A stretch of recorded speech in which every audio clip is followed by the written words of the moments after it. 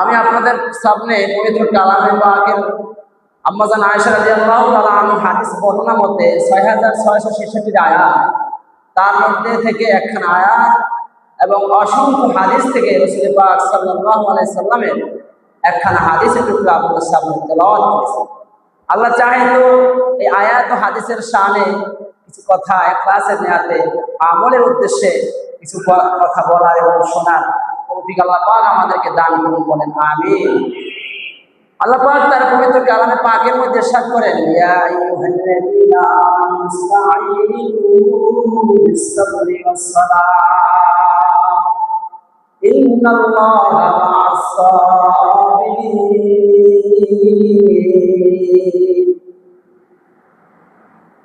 আল্লাহ পাক বলেন, হে ঈমানদার, তোমরা নামাজ এবং ধৈর্য এবং নামাজের মাধ্যমে আমার কাছে সাহায্য প্রার্থনা করো। এবং নবী আলাইহিস সালাতু ওয়াস সালামের হাদিস তেলাওয়াত করেছে, মাইয়ুরিদুল্লাহু বিহি খায়রান ইউসিব বিহি। আল্লাহ পাক যার ভালাই চান, যার মঙ্গল চান, তাকে পরীক্ষা মুসিবত দেবেন। তাকে কি দেবেন ভাই? মুসিবত। তার সামনে মুসিবত দেবেন। এই মুসিবতকে অতিক্রম করার পরে আমরা সফলতা অর্জন করতে পারব। তো এখন আসি, আল্লাহ পাক যে বললেন তোমরা ধৈর্য এবং নামাজের মাধ্যমে সাহায্য প্রার্থনা করো। আচ্ছা বলেন তো, যে ব্যক্তি সবল সে কি সাহায্য নেয়, না যে দুর্বল সে সাহায্য নেয়? যে দুর্বল সে সাহায্য নেয়। আমার কথা বুঝতেছেন? যে দুর্বল সে কি নেয়? সাহায্য নেয়। এখন প্রশ্ন হলো, আমরা কি দুর্বল না সবল? আল্লাহ পাক পবিত্র কালাম পাকের মধ্যে নিজেই বর্ণনা করেন,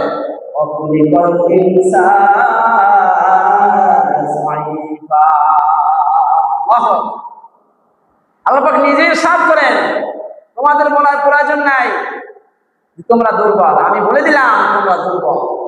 আবার আল্লাহ পাক নিজেই ইরশাদ করেন যে ওয়ালাকাদ কাররামনা বানি আদম। সুবহানাল্লাহ, জোরে বলেন সুবহানাল্লাহ। কি বলছেন? যে মানুষ এত সুন্দর, মানুষ হলো সৃষ্টির শ্রেষ্ঠ জাত, সম্মানিত। এর থেকে সম্মানিত পৃথিবীতে আর কোনো মাখলুক নাই। কি বলেন, আছে? মানুষ এত শ্রেষ্ঠত্ব মর্যাদা। তো সেই আল্লাহ পাক কি বললেন যে তোমরা সাহায্য প্রার্থনা করো, কারণ তোমরা দুর্বল। কেমন দুর্বল? দুই একটা উদাহরণ দিলে আপনাদের বুঝে আসবে। মানুষ মেধার দিক থেকে দুর্বল, খাবারের দিক থেকে দুর্বল, হাঁটার দিক থেকে দুর্বল, চোখের পাওয়ারের দিক থেকে দুর্বল। এখন বলে মানুষ খাবারের দিক থেকে কিভাবে দুর্বল? আমরা তো অনেক খাবার খাইলাম দুর্বল বেলা, ঠিক না? দুর্বল হইলাম কিভাবে? দেখেন, অপর দিকে একটা প্রাণীর খাবার কি একটু শোনেন। হায়াতুল হায়াতুল কিতাবের মধ্যে লেখেন যে একটা প্রাণী বসবাস করে পাহাড়ে। প্রাণীর নাম হলো সিমল। ওর দৈনন্দিন 40টা মোটা তাজা হাতি খাবার দিতে হয়। আল্লাহ পাক খাওয়ায়। কে খাওয়ায়? একটা বাঘ ঢাকায় চিড়িয়াখানায় 17 কেজি গোস্ত প্রত্যেক বেলায় তার লাগে। আপনি আমি কত খাইতে পারি? আপনি আমি কত খাইতে পারি? 2 পিস, 3 পিস, 4 পিস, এরপরে আর পারি না। কি বলেন, ঠিক না? বিয়ের সময় মানুষ বেশি খায়, তাও তো 2-4-5 পিস খাওয়ার পর আর পারে না। তো মানুষ বোঝা গেল খাবার দিক থেকে দুর্বল, মেধার দিক থেকে মানুষ দুর্বল। কেমনে? এক ইঞ্জিনিয়ার প্ল্যান করছে ভবনটা এইভাবে হবে, আর এক ইঞ্জিনিয়ার এসে বলে ভুল হয়েছে, ভেঙে ফেলাও, এই ম্যাপ ভেঙে দাও, এই ম্যাপ এভাবে এভাবে হবে। ইঞ্জিনিয়ার উপরে ইঞ্জিনিয়ার আছে, মেধাবীর উপরে মেধাবী আছে, মুফতির উপরে মুফতি আছে, বড় হুজুর এর উপরে বড় হুজুর আছে। কি বলে, আছে না নাই? তাহলে একজন আরেকজনের কাছে দুর্বল। অথচ বিপরীত দিকে দেখেন, একটা মধু পোকা 20 কেজি মধু নিয়া, সে তরল জিনিস, দুনিয়ার কোনো মানুষ পারবে না নিচের দিকে পাত্রের মুখ খোলা রেখে ঝুলিয়ে রাখতে পারবে, কিন্তু একটা মধু পোকা নিচের দিকে ঝুলাইয়া রাখছে। 20 কেজি মধু নিয়া একটা মধু পোকা নিচের দিকে মধু ঝুলাইয়া রাখছে, অথচ একটা ছিদ্র আটকানো না, একটা ছিদ্র বাঁধানা, সবগুলা খোলা, নিচের দিকে পড়ে না, যত বড় বাতাস আসুক পড়ে না।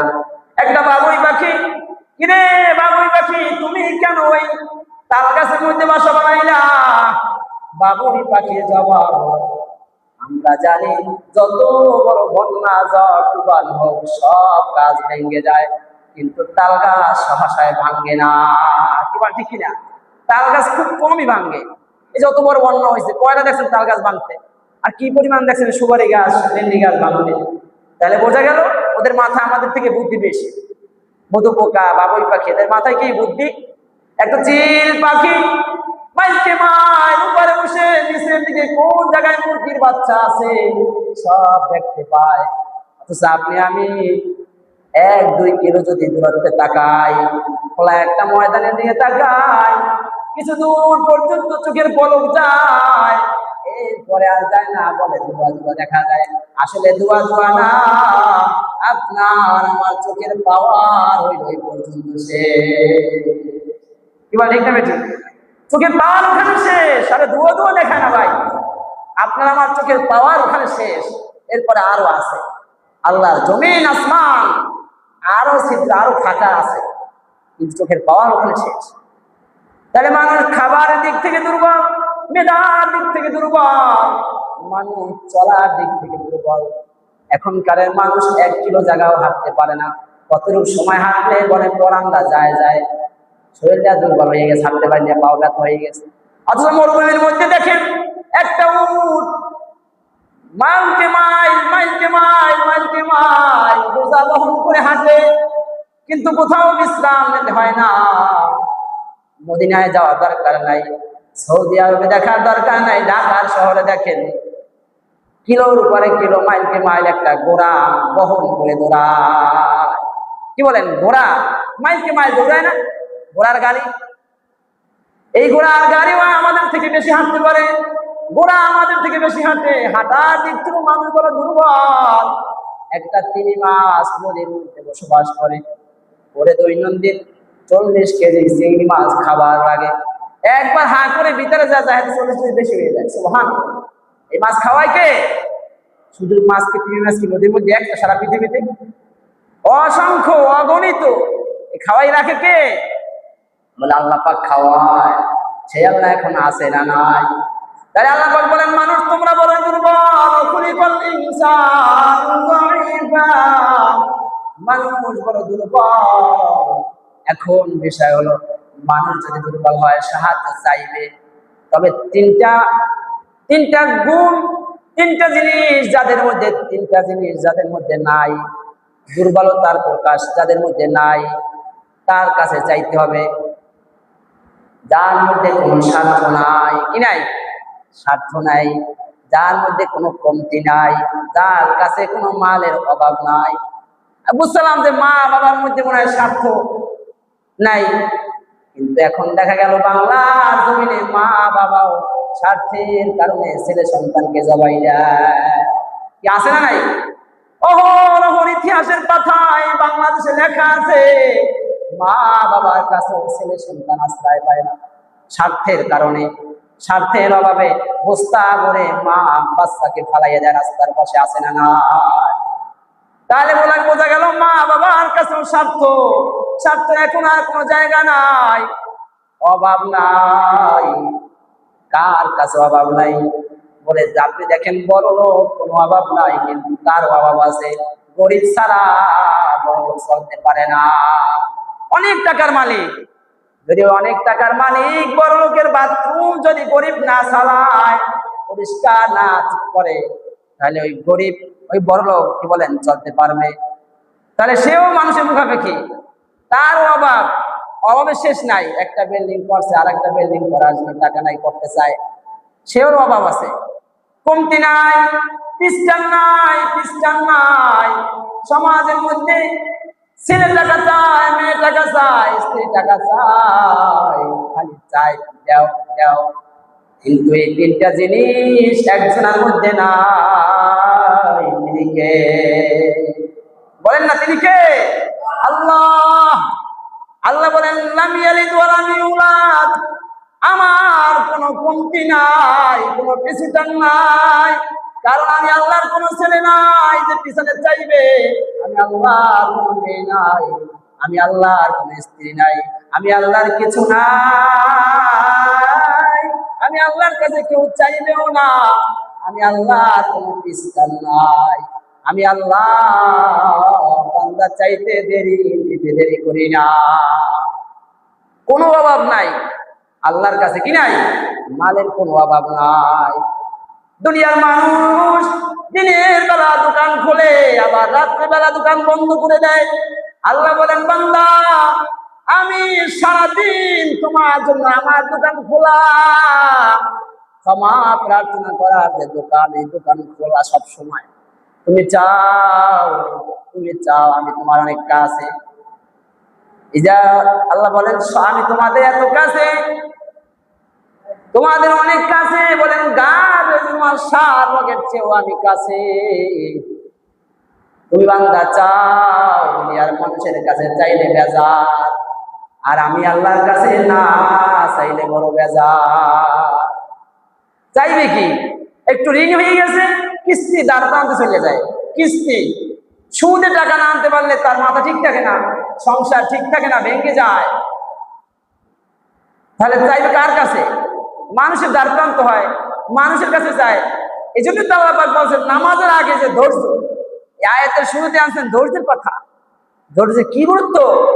ধৈর্যের পাহাড় করেছেন ইব্রাহিম আলাইহিস সালাম, ধৈর্যের পাহাড় করেছেন আইয়ুব আলাইহিস সালাম। আল্লাহ বলেন, বান্দা চাও, চাইতে দেরি পাইতে দেরি না। ইব্রাহিম আলাইহিস সালাম বলেন, মানুষ যে চায়, দোয়া করে বারবার, নামাজের মধ্যে চায়, নামাজের শেষে চায়, তিনটা সময় আল্লাহ বলেন তিনটা কথা। বান্দা চাইছে, আল্লাহ পাক পছন্দ হলে সাথে সাথে দেয়, আবার যদি না দেয়, ইব্রাহিম আলাইহিস সালাম বলেন এই দোয়ার ফসল তোমার ছেলে সন্তানের উপর আসবে। আমরা অনেক সময় দোয়া করি নামাজের পরে, কিন্তু ফসল পাই না। এমন হয় কি হয় না? ইব্রাহিম আলাইহিস সালাম বলেন এই দোয়ার ফসল তোমার ছেলে সন্তানের উপর আসবে, না হয় তাদের নাতি পুতিদের উপর আসবে। আসবেই আসবে, বিফলে যায় না। আল্লাহ পাক ফেরত দিতে জানে না, হয়তো আজ বা কাল। আবার আল্লাহ পাক বলেন তুমি এখন চাইছো, এখন আমি দেওয়ার উপযোগী মনে করি না, পরে দেবো। তাহলে আল্লাহ পাক প্রথম বলেন যে তুমি চাও, সাথে সাথে দিয়ে দেয়। আবার একটা সময় চাও, আমি বলি এখন না পরে। আবার তুমি চাও, আমি বলি এখনো না পরেও না, কিন্তু আমার সময় মতো আমি বান্দা তোমাকে দেবো। সুবহানাল্লাহ। কিন্তু চাওয়ায় কমতি করা যাবে? কি বলেন, চাওয়ায় কমতি করা যাবে? অনেক সময় দোয়া করি নামাজের পরে, চাই পাই না, এই জন্য মনে হয় আমরা গাফলাই যাই। এই জন্য চাওয়া কমতি করা যাবে না, চাইতে হবে। আমি পাই না, দেখবেন এই জন্য দেখেন, হ্যাঁ, যে বাপ দাদা অনেক ধনী ছিল, কিন্তু ছেলেরা গরিব হয়ে গেছে। আবার ছেলেরা একটা সময় বাপ দাদা ছিল খুব গরিব, আবার এখন দেখা গেছে তার ছেলেরা কুচিপুতি হয়ে গেছে। কি আছে না নাই? হ্যাঁ, ইব্রাহিম আলাইহিস সালাম বলছে এই দোয়া আল্লাহ পাকের কাছে চাইলে বিফলে যায় না। এই দোয়ার ফসল আসবেই, হয়তো এক বছর আগে পরে আইসো কোথাও কাই, বিফলে যায় না। আল্লাহ পাক ফেরত দিতে জানে না, ফেরত কি জিনিস আমরা বোঝে না। এই জন্য আমাদের চাওয়ার কমতি করা যাবে। আল্লাহ বলেন বান্দা মানুষ সব হলো গরিব। ইয়া আইয়ুহান নাস আনতুমুল ফুকারাউ ইলাল্লাহ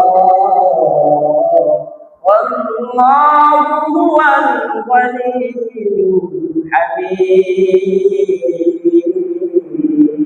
আল্লাহু আকবার। বরতাওয়াকুল মিকুনি হারসুহু শাদু বিরসানাত রিস্তে তু আজলা মাকাম তুবাহসি যে মাকাজে সোজা হলে ও আমস্তে দর জুমলা যা আল গরিদেনে কটু তৈয়ার হাই দুনা বাঙ্গে সে তু বেজার হাই আজ না বেদার দুনিয়া না হাজার আজ না বেদারে বালা মাসার। আল্লাহ বলেন ও মুসলমান তোমরা বড় গরিব, আর আমি আল্লাহ প্রশংসিত ধনী। আল্লাহু আকবার। আল্লাহ কি ধনী, প্রশংসিত ধনী, আর মানুষ হইল গরিব। মানুষ কি? মানুষ চায় মানুষের কাছে, বিপদে পড়ছে একজনের কাছে বলে 10,000 টাকা দাও, মাসে 1,000। কি বলে? বলে কি বলে না? অথচ নবী আলাইহিস সালাতু ওয়াস সালাম বলেন, ও উম্মত, সুদ কি জিনিস শোনো। নবী বলেন, আপন মায়ের সাথে জিনা করার গুনাহ। নাউজুবিল্লাহ। আপন মায়ের সাথে জিনা করার কি পরিমাণে গুনাহ, এই গুনাহ তোমার আমলনামায় যায়। অথচ তোমার বিপদে পড়লে ধৈর্য নাই, সুদে দ্বার প্রান্ত হওয়া লাগে।